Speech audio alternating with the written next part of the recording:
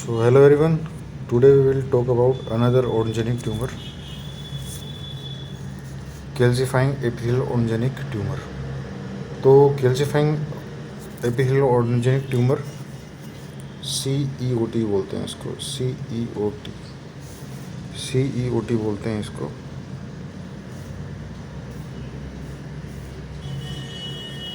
ठीक है, CEOT बोलते हैं। और इसका दूसरा नाम है पिंडबर्ग ट्यूमर, याद रखना, इसको बोलते हैं पिंडबर्ग ट्यूमर। ये पूछते हैं एग्ज़ाम में, वाइवा में, what is the other name for CEOT, Pindborg tumour. ठीक है, सिंपल। पिंडबर्ग ट्यूमर क्यों बोलते हैं इसको? क्योंकि सबसे पहले डॉक्टर जेम्स जे पिंडबर्ग ने इसको डिस्क्राइब किया था 1956 के अंदर। इसने बोला था कि क्या है ये पिंडबर्ग ट्यूमर और CEOT क्या है। It is an uncommon benign odontogenic neoplasm.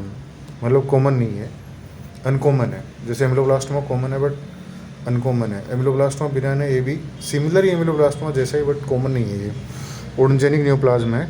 और ये भी ओरिजिन कहाँ से होता है इसका? एपिथेलियम से होता है। ठीक है, तो ये एक जनरल सी डेफिनेशन है CEOT की कि it is a classified as an uncommon benign odontogenic neoplasm that is exclusively epithelial in origin.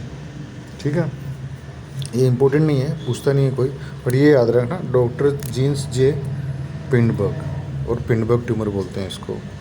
Next है, इसका ओरिजिन कहाँ से होता है? तो ओरिजिन के लिए भी अलग अलग थॉट हैं। कुछ लोग बोलते हैं कि इसका जो ओरिजिन होता है वो जो एपिथेलियल सेल्स हैं उनका ओरिजिन होता है स्ट्रेटम इंटरमीडियम जो लेयर है, जो इनेमल ऑर्गन की जो स्ट्रेटम इंटरमीडियम जो लेयर है उससे इसका ओरिजिन होता है। ठीक है, कुछ लोग बोलते हैं कि प्रिमिटिव डेंटल लेमेला जो रहती है उसकी जो प्रोजेनेटर सेल्स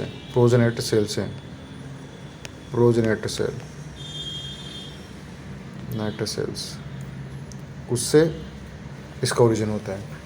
ठीक है, और बट इसकी जो डेफिनेटिव जो इटियोलॉजी है वो किसी को पता नहीं है, अननोन है या एनिग्मेटिक है। ठीक है, बट अगर कभी एग्ज़ाम में पूछते हैं कि ओरिजिन कहाँ से होता है तो मोस्ट प्रिफर्ड आंसर ये है इसका। ये आता है क्वेश्चन कि जो रेमिनेंट्स हैं stratum इंटरमीडियम layer of the enamel organ, इससे इसका ओरिजिन होता है। ये आंसर देना है। ठीक है, नेक्स्ट, क्लिनिकल फीचर क्या है पिंडबर्ग ट्यूमर के? तो मोस्टली मिडिल एज ग्रुप में प्रेजेंट रहती है। मिडिल एज ग्रुप में एवरेज एज जब तक ट्यूमर बड़ा होता है तब तक हमें दिखता है, तब तक बंदे की एज हो जाती है 40 के अराउंड दिखती है। तो 40 की उम्र में दिखती है मोस्टली। ऐसा नहीं कि छोटी उम्र में नहीं दिखती है, कुछ केसेस में 13 से 14 के बीच में भी दिखती है, बट रेयर है। मोस्टली मिडिल एज में ही दिखती है। रेंज है 8 से 92, 8 to 92 ईयर की एज में दिख सकती है। मेल और फीमेल प्रिडिक्शन सेम है, दोनों में जेंडर कोई जेंडर वो नहीं है, दोनों में CEOT दोनों में सेम प्रेजेंट रहती है, अक्रेंस दोनों में सेम है। मैंडिबल में 2 times मोर है कंपेयर टू द मैक्सिला। ठीक है, तो 2:1 का रेशियो है। और मैंडिबल में भी कहाँ पे? मैंडिबल में भी थर्ड मोलर जो रीजन है उसमें ज़्यादा रहती है। थर्ड मोलर रीजन में 3 times more compare to the bicuspid of the mandible. ठीक है, मैंडिबल के अंदर भी। उसके बाद में मोस्ट ऑफ द पेशेंट में क्या रहता है कि पेशेंट एसिम्प्टोमेटिक होता है और जो स्वेलिंग होती है वो पेनलेस लार्ज स्वेलिंग दिखती है। स्वेलिंग स्मॉल भी हो सकती है बट मोस्टली पेनलेस रहती है, मोस्टली एसोसिएट रहती है। रेडियोग्राफिकली देखते हैं तो अपन जो अनइरप्टेड टूथ है या इम्पेक्टेड टूथ है उसके साथ रहती है, एसिम्प्टोमेटिक रहती है और पेनलेस स्वेलिंग रहती है। एक होती है एक्स्ट्रा ओसियस। क्लिनिकल फीचर की फोटोग्राफ देखेंगे अपन, इंट्राओरली कैसा दिखता है और एक्स्ट्रा ओरली कैसा दिखता है वो भी देखेंगे। एक्स्ट्रा ओसियस पिंडबर्ग ट्यूमर भी होता है बट ये रेयर होता है। इंट्राओसियस मतलब बोन के अंदर जो ओरिजिनेट हो रहा है, जो बोन की मेडुलरी कैविटी के अंदर जो ओरिजिनेट हो रहा है उसको इंट्राओसियस बोलते हैं। तो जो अभी अपन जो बात करेंगे वो इंट्राओसियस की बात करेंगे, मतलब मैंडिबल के बोन के अंदर जो हो रहा है इंट्राओसियस। एक्स्ट्राओसियस मतलब बोन में नहीं होता, केवल सॉफ्ट टिश्यू में होता है। और मोस्टली ये जो एक्स्ट्राओसियस जो है वो रेयर है और mostly 35 year of the age. Extraosseous और इंट्राओसियस में कोई डिफरेंस नहीं है।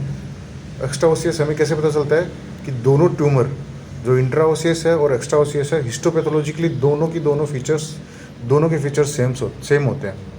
बहुत सारी ट्यूमर ऐसी हैं जो एक्स्ट्राओसियस भी होती हैं और इंट्राओसियस भी होती हैं, तो दोनों के सेम होते हैं और मोस्टली जिंजावा पे दिखती है। और जिंजावा मोस्ट कॉमन साइट होती है और जिंजावा में मैंडिबुलर जिंजावा में ज़्यादा होती है compare to the maxilla. Mandible में ज़्यादा होती है, मैंडिबल में लोअर में ज़्यादा रहती है कंपेयर टू द मैक्सिला। तो ये एक याद रखने की बात है। और पता कैसे चलता है कि ये CUT हिस्टोपैथोलॉजिकली सेम रहता है, इंट्राबोनी और एक्स्ट्राओसियस। इंट्राओसियस और एक्स्ट्राओसियस हिस्टोपैथोलॉजिकली सेम रहते हैं दोनों, ठीक है। अभी ये क्लिनिकल फीचर है, ये एक आर्टिकल है नेट पे, उससे लिया है मैंने। सत्याराजन करके है, सत्याराजन मिश्रा, 2017 में पब्लिश हुआ है, उनके आर्टिकल की फ़ोटो है। बहुत बढ़िया केस है। तो ये लार्ज मतलब ऑलमोस्ट इतना बड़ा है लीजन कि ऑलमोस्ट पूरे मैंडिबल को इन्वॉल्व कर रहा है, half of the whole mandible swelling है। स्वेलिंग इतनी बड़ी है, पेशेंट को डिस्कम्फर्ट होगा, ठीक है। अगर सेकेंडरी इन्फेक्टेड है तो पेन भी हो सकता है पेशेंट को, ठीक है, एस्थेटिकली नहीं है। तो ये अपने को स्ट्रेचिंग ऑफ द स्किन दिख सकता है, ठीक है। तो ये डिस्कम्फर्ट मोस्टली पेनलेस रहती है, बट में पेन भी हो सकता है पेशेंट को, ऐसा कुछ नहीं है, ठीक है। ये क्लिनिकल फीचर है, ये फोटोग्राफ, बहुत बढ़िया केस है। जो आर्टिकल था किसका, Mishra SR atoll, Mishra SR atoll का आर्टिकल था। बढ़िया आर्टिकल, बढ़िया केस है।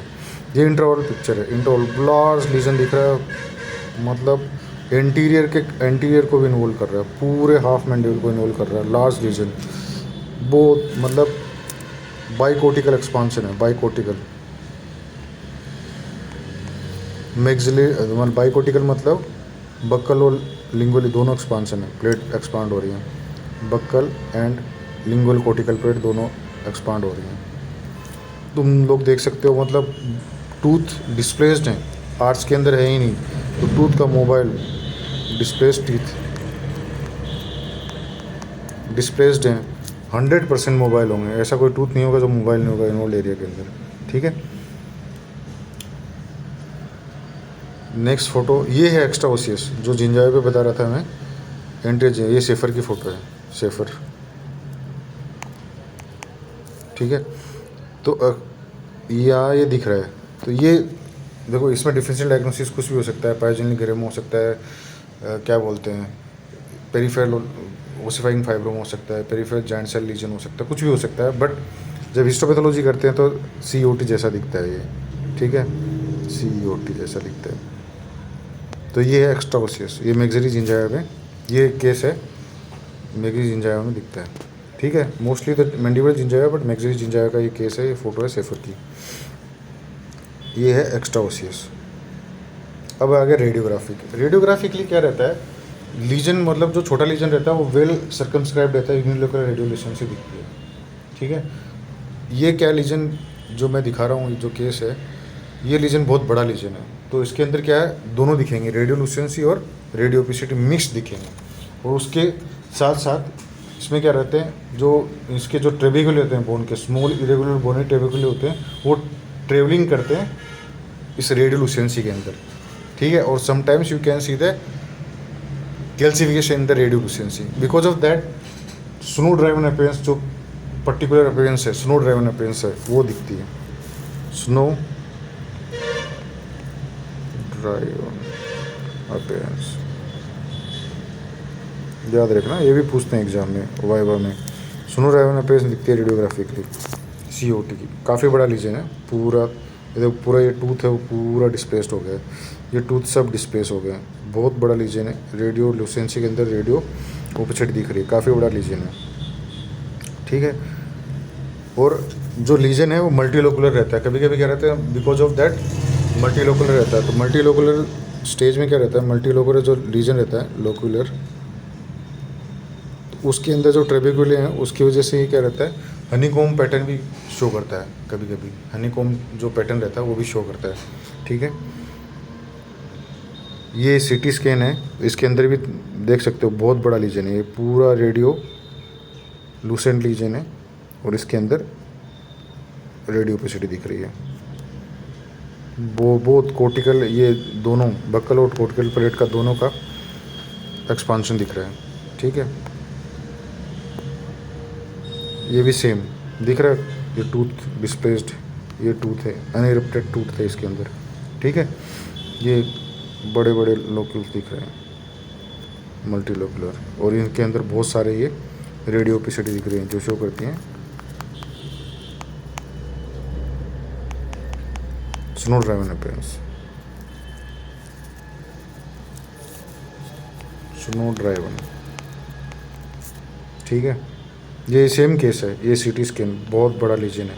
ठीक है, यहाँ पे दिख रहा है बोल बोल जैसा, वायर का एक बोल जैसा दिख रहा है। ठीक है, तो इसमें काफ़ी बड़ा लीजन है, तो कैल्सिफिकेशन दिख रहा है रेडियो जो ओपेसिटी है उसमें। तो ये पूरा मतलब जो वायर की जैसे बोल रहती है उस बाहर से पूरा ढका हुआ रहता है बोन से, और अंदर पूरा वो रहता है। तो ये सॉलिड सिस्टिक जैसा दिख रहा है, काफ़ी बड़ा लीजन।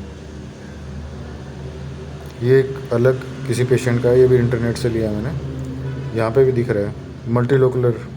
ठीक है, इम्पेक्टेड कैनाइन दिख रहा है, मल्टीलोकुलर रीजन है, और उसके अंदर के दिख रही हैं मल्टीपल रेडियोलूसेंट लोक्यूल दिख रही हैं, और अंदर इसके क्या दिख रहा है, ये फ्लेक्स दिख रहे हैं, ये जो दिख रहे हैं रेडियो कैल्सिफिकेशन दिख रहा है, रेडियो ओपेसिटीज दिख रही हैं, इसकी वजह से इसको स्नो ड्राइवन अपीयरेंस बोलते हैं। ये भी सेम पेशेंट का, इसी पेशेंट का है, यहाँ पे भी दिख रहा है कैल्सिफिकेशन दिख रहा है, रेडियो ओपेसिटीज दिख रही हैं, लार्ज रेडियोलूसेंट एरिया है उसके अंदर। अब आ गया इसकी हिस्टोपैथोलॉजिकल। हिस्टोपैथोलॉजिकली क्या रहता है, हिस्टोपैथोलॉजी में इसमें ये जो सेल्स दिख रहे हैं, जो आइलैंड दिख रहे हैं, जैसे ये एक आइलैंड है, एक आइलैंड है, तो जो ये आइलैंड होते हैं ये कैसे दिखते हैं, पॉलीहेड्रल सेल्स के बने होते हैं, पॉलीहेड्रल सेल्स। और जो पॉलीहेड्रल सेल्स है उनके अंदर जो न्यूक्लियस होता है वो हाइपरक्रोमेटिक न्यूक्लियस होता है विद प्रोमिनेंट इंटरसेलुलर ब्रिज। जो ब्रिज रहते हैं वो प्रोमिनेंट रहते हैं। ठीक है, तुम लोगों को दिख रहा है हाइपरक्रोमेटिक, मतलब न्यूक्लियस एकदम डार्क स्टेन दिख रहा है, हाइपरक्रोमेटिक न्यूक्लियस होता है। ठीक है, कभी कभी क्या रहता है कि जो ये पॉलीहेड्रल सेल्स रहती हैं, ये जो जितनी पॉलीहेड्रल सेल्स रहती हैं, जो ये दिख रही हैं पॉलीहेड्रल सेल्स, पॉलीहेड्रल सेल्स, ये कभी कभी रोज या सीड के अंदर भी वो होती हैं, प्रेजेंट रहती हैं। ठीक है, आइलैंड में नहीं, कभी कभी एज ए रो और सीड में प्रेजेंट रहती हैं कनेक्टिव टिश्यू और फाइब्रस स्टोमा के अंदर। पर ये तो ये रोम में प्रेजेंट रहते हैं। इनके बीच में ये जो मटेरियल दिख रहा है, यूसिनोफिलिक मटेरियल, ये अमाइलॉइड मटेरियल होता है, अमाइलॉइड मटेरियल होता है। अमाइलॉइड मटेरियल दिखता है बहुत सारा पॉलीहेड्रल सेल्स के बीच में। ठीक है, कुछ लोग बोलते हैं कि एक ग्लाइकोप्रोटीन रहता है, कुछ लोग बोलते हैं कि केराटिन जैसा कुछ मटेरियल रहता है। ठीक है, इसके बारे में एक चीज़ याद रखना, ये इसकी वजह से कई स्टेनिंग प्रॉपर्टी दिखती हैं। ये क्रिस्टल वॉयलेट से स्टेन होता है अमाइलॉइड मटेरियल। दूसरा कोंगो रेड स्टेन यूज कर सकते हैं इसको स्टेनिंग के लिए। ठीक है, कोंगो रेड का अपन देखेंगे डायग्राम में। कोंगो रेड में एप्पल ग्रीन जो बायफ्रेग्रेंस दिखाता है ये। ठीक है, उसके बाद में फ्लोरोसेंस भी कर सकते हैं इसका। थायोफ्लेविन टी रहता है, उससे थायोफ्लेविन टी से इसका फ्लोरोसेंस भी कर सकते हैं, जो हमारा मटेरियल है उसका। ठीक है, समटाइम्स क्या रहता है इसके अंदर, आप क्या देखते हो, ये जो सेल्स हैं कैल्सिफिकेशन दिखता है, जो हमारा मटेरियल है उसके अंदर ही कैल्सिफिकेशन दिखता है, और वो कैल्सिफिकेशन होता है वो कंसेंट्रिक रिंग के फॉर्म में होता है। इनको बोलते हैं Liesegang ring of the calcification, है लिस गैंग रिंग बोलते हैं। एक बात याद रखना, जो लिस गैंग रिंग होती है, जो कैल्सिफिकेशन होता है, लिस गैंग रिंग्स जो होती हैं वो इनिशियली पहले वो क्या, वो एरिया क्या रहता है, पीरियोडिक एसिड जो ये जो एरिया आता है ये पहले इनिशियली पास नेगेटिव होता है, पर periodic acid shift stain negative होता है, बट जैसे कंप्लीट लिस गैंग्रीन और कैल्सिफिकेशन हो जाता है उसके बाद में ये पास पॉजिटिव दिखता है। ठीक है, ये एक बहुत प्रोमिनेंट फीचर है इसका, याद रखना। ये पूछते हैं एग्जाम में कि लिस गैंग्रीन रिंग किसका एस्ट्रोलॉजिकल फीचर है, इसी में दिखता है। उसके बाद में blind connective fibres connective tissue दिखता है, ये कनेक्टिव टिश्यू दिख रहा है यहाँ पे, connective tissue fibroblast blood vessels ये दिख रही हैं। कभी कभी मल्टी न्यूक्लिएटेड सेल्स भी दिखती हैं। ठीक है, जो पॉलीहेड्रल सेल्स है उनके बीच में मल्टी न्यूक्लिएटेड सेल्स भी दिखती हैं। माइटोटिक फिगर रेयर होता है, इसमें माइटोटिक फिगर नहीं दिखता है।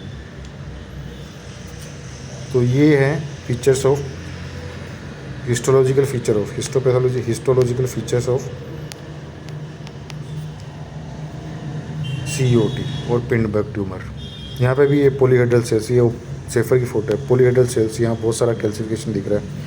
ठीक है, यहाँ पे कैल्सिफिकेशन दिख रहा है, ये लिस गैंग्रीन है, सब की सब लिस गैंग्रीन है। ठीक है, यहाँ पे खूब सारा अमाइलॉइड मटेरियल दिख रहा है, यूसिनोफिलिक होमोजेनस यूसिनोफिलिक मटेरियल दिख रहा है, अमाइलॉइड मटेरियल दिख रहा है। तो ये है, ये उसी केस के जो क्या बोलते हैं सत्याराजन मिश्रा का जो केस है, केस रिपोर्ट है, उसी में से ली ये फ़ोटो भी। नेक्स्ट ये कोंगो रेड स्टेनिंग है, कोंगो रेड स्टेनिंग। इसमें एप्पल ग्रीन बाइफर्जेंस दिखता है, पोलराइज माइक्रोस्कोप से देखते हैं इसके अंदर। ये जो दिख रहा है एप्पल ग्रीन, ये जो एरिया दिख रहा है ये सब माइलॉइड एरिया है ये। ठीक है, तो एप्पल ग्रीन दिखता है कोंगो रेड स्टेनिंग के अंदर। नेक्स्ट है वे ट्रीटमेंट क्या होता है, ट्रीटमेंट क्या रहता है, मोस्टली ट्रीटमेंट क्या रहता है। अगर स्मॉल लीजन है, अगर COT स्मॉल है तो क्या करेंगे, सिंपल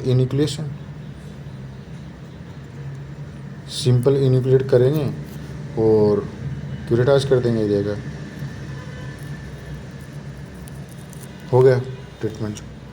अगर लार्ज लीजन है, जो ये SR मिश्रा वाला जो जैसे केस रिपोर्ट है वैसा बहुत बड़ा लार्ज लीजन है, लीजन अगर लार्ज है, ठीक है, तो इन्यूक्लिएशन से क्यूरेटाइज से काम नहीं चलेगा, क्योंकि थोड़ा कुछ बच गया, कुछ हो गया तो रिकरेंस होती है। ठीक है, तो लार्ज लीजन है तो उसके लिए, और रिकन्स्ट्रक्शन कोई भी, ये इसमें जो केस में दिखाया है बहुत बड़ा लीजन है, पूरा मैंडिबल चला गया है, तो इसमें रिकन्स्ट्रक्शन करना ही पड़ेगा। अगर आपने लीजन निकाल दिया तो मैंडिबल के अंदर कुछ बचेगा ही नहीं, क्योंकि बोन वोन तो कुछ है ही नहीं, पूरा मैंडिबल इन्वॉल्व है। तो ऐसे में हेमी मैंडिबुलेक्टोमी करते हैं, हेमी मैंडिबुलेक्टोमी करते हैं, हेमी मैक्सिलेक्टोमी करते हैं, हेमी मैंडिबुलेक्टोमी या हेमी मैंडिबल में है तो हेमी, या मैक्सिला में है तो हेमी मैक्सिलेक्टोमी। ये करने के बाद मैंडिबल और मैक्सिला का ग्राफ्ट के साथ रिकन्स्ट्रक्शन करते हैं, या टाइटेनियम प्लेट के साथ रिकन्स्ट्रक्शन करते हैं, ठीक है। रिकरेंस रेट COT की कमी है, रिकरेंस रेट होती है वो COT की कम है, बट ऐसा नहीं कि रिकरेंस होती नहीं है। 10 से 20% चांस हैं कि COT रिकर हो सकती है, रिकरेंस।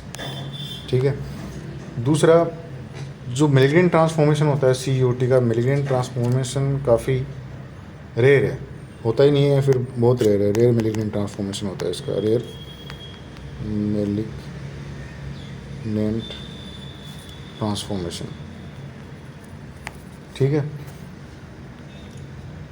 तो कभी कभी ये जो COT होती है और पिंडबर्ग ट्यूमर होती है वो क्या बोलते हैं, odontogenic carcinoma ex Pindborg tumour show करता है, odontogenic carcinoma of ex, odontogenic carcinoma of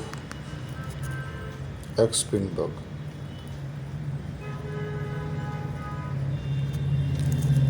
rare है बट हो सकता है, ऐसा नहीं कि होता नहीं है। रेयर कंडीशन है, बट देयर में भी चांसेस कि ये डेवलप करे कार्सिनोमा, ये याद रखना 10 to 20%।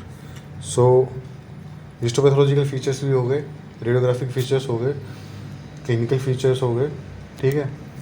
तो ये था। कभी कभी क्या रहता है कि ये जो हिस्टोपैथोलॉजिकल जो ये पॉलीहेड्रल सेल्स है ना, ये कोर्स और रो में होती हैं। तो कोर्स और रो के वजह से क्या रहता है, हिस्टोपैथोलॉजिकली इसको थोड़ा डायग्नोस करना डिफ़िकल्ट हो जाता है। क्यों? क्योंकि ये एडिनोकार्सिनोमा जैसा दिखता है। जो एडिनोकार्सिनोमा की हिस्टोलॉजी रहती है वैसा ही दिखता है, इसलिए थोड़ा डिफ़िकल्ट रहता है। बट मोस्टली ऐसे आइलैंड रहते हैं फाइब्रस कनेक्टिव टिश्यू के अंदर, ये याद रखना। तो एडिनोकार्सिनोमा की जैसा दिखता है, ठीक है।